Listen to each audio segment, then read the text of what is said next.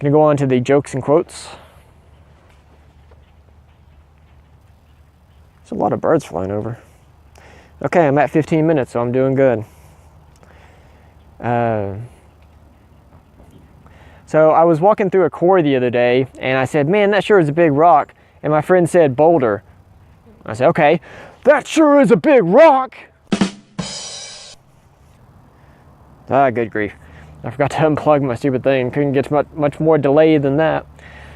I accidentally went to bed last night with my contacts in, and my dreams have never been clearer. Oh, I'm glad I don't have to do that anymore. When I'm doing audio only. It's nice to have some mess ups right at the end. I feel like I should be getting better at doing this, and I'm not. Quotes. If it's not making me money, making me better, or making me happy, then I don't have time for it. And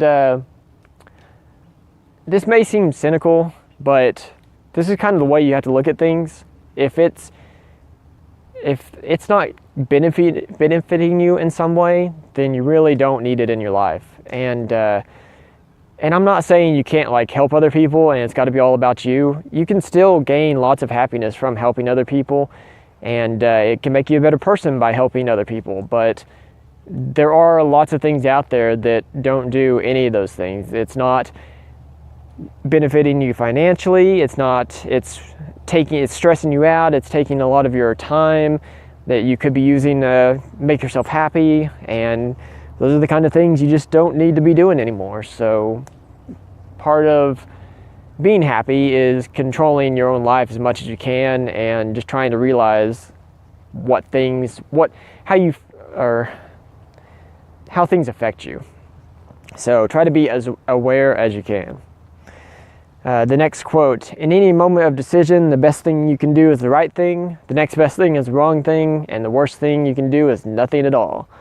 And I can't remember if I've said this, but there's another quote that says the road to life is paved with flat squirrels that couldn't make a decision, something like that. And pretty much you just have to take action. You can sit around all day and worry about a decision that's coming up, but unless you're like researching, sorry, things keep falling down. It's really weird. Like, it's not that windy. I don't know. Maybe there's ghosts in the trees. The spirit of the trees are trying to attack me with acorns. I lost my train of thought. So you can sit around and worry all day about something, but it's not helping you, and it's just stressing you out. You need to take action. You need to do something. And even the smallest step, even if it's the wrong one, can still get you out in the right direction. And there's a guy I work for. That's my biggest complaint about him, is he just can't make decisions. And I'm like, just let's do it. Let's do something. And instead of just sitting around and talking about it and then never doing it, and it's like, we need to work on something. So I'm very much like to take action. I don't like to just sit around and not do anything. That's gonna be it for jokes and quotes. Inside the Introvert. I'm not sure if this is really introverted, but I really hate breaking the rules, and my girlfriend loves going into like no trespassing places. So much noise. And we went into one. There's a walking trail that I go to almost every day. Used to, it was every day. I get there as much as I can after work, just for 10 minutes, just to relax and soak in nature and everything. And there's a construction, well, they work on like barges, and it doesn't get used very much. And there's no fence in between the walking trail and that area. The only way I even knew you're not supposed to be there is I went there one time, and then I looked at the gate as I was leaving. I was like, oh, no trespassing sign, great. And naturally, she wanted to go over there when we were walking the trail recently. And I was worried. I was, maybe the introverted part of this is I don't like confrontation. Even if it was something as simple as them being like, you can't be over here. And we're like, oh, we didn't know that. And we go away. But I was constantly like looking around, seeing if anyone was coming at us. And I mean, it was nice. We didn't get in trouble.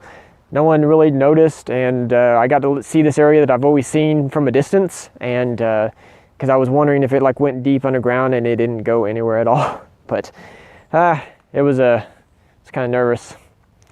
I took a train ride recently, and I haven't rode on one of those since I was a baby, so definitely not something I remember. And I was super worried I was going to get motion sick like the entire time. And for an introvert, I'm constantly running scenarios through my mind of what happens if I do get motion sick. So I was looking around for like if there was a bathroom on the train, which I don't think there was a bathroom anywhere. And I thought maybe I looked around like if I had to grab something to throw up in, or if I had to like use clothing or something like that. And I didn't know where I was going to go or what I was going to grab. And I was like, I wasn't like overly worried about it, but it was just on my mind constantly. And I glance around like, oh, I could probably use that or maybe that. And then I'd run through like, what would it look like if I did happen to do that? Nothing happened. I didn't get motion sick at all. Not even close. So everything was good. All those scenarios for nothing. That is what an introvert does. The last story, I got called to play the Plinko game in front of everyone again. And I've referenced it previously. And I'm kind of rebelling against the... Oh, crap. Is this the first time? Okay. This is the first time I'm talking about this. Apparently, one of my later podcasts is when I talk about the second time I got called up. So, the first time I got called up, Plinko's that little thing that you drop the disc and it bounces and goes to the bottom and lands in whatever hole. And I'm kind of rebelling against our vice president right now. Just for reasons, and so I'm part of the committee at work that handles like the parties and stuff, and she keeps doing things that are completely separate from us, and she won't help us out, and it's kind of annoying to try to help the morale of the company and have the vice president working against you. So that's part of the reason I'm rebelling. So I haven't gone up and watched their little game thing that they've been doing, so I had no clue how to play it or anything like that, and I didn't know what to aim at. So I get up there, and you have to actually walk up onto like a little stage to get high enough above the board thing. And so I ended up like just dropping it, not caring where it landed because I was just scared of being in front of everybody because lots of people were up there. And I ended up winning $25, so that wasn't too bad. The max you can win is like $75. And but man, my legs were shaking so bad when I got off that stupid stage. And as I've just said, later on, I got to play it a second time, so I guess you'll hear about that in a later podcast. Like I said, I'm recording these out of order, and it's really throwing me off. I didn't mean to record them out of order. I just forgot which movie I was going to do when, and didn't really think it mattered. It does. But that's going to be it for this video. So there's an intro video out there that kind of tells you more about my podcast. You can listen to that. All my videos are on YouTube that you can watch. All the older videos are on YouTube. MP3 gets uploaded to SoundCloud. I've got Instagram and Twitter you can contact me on, check out. And that's going to be it. So take care of yourself because there's only one you out there.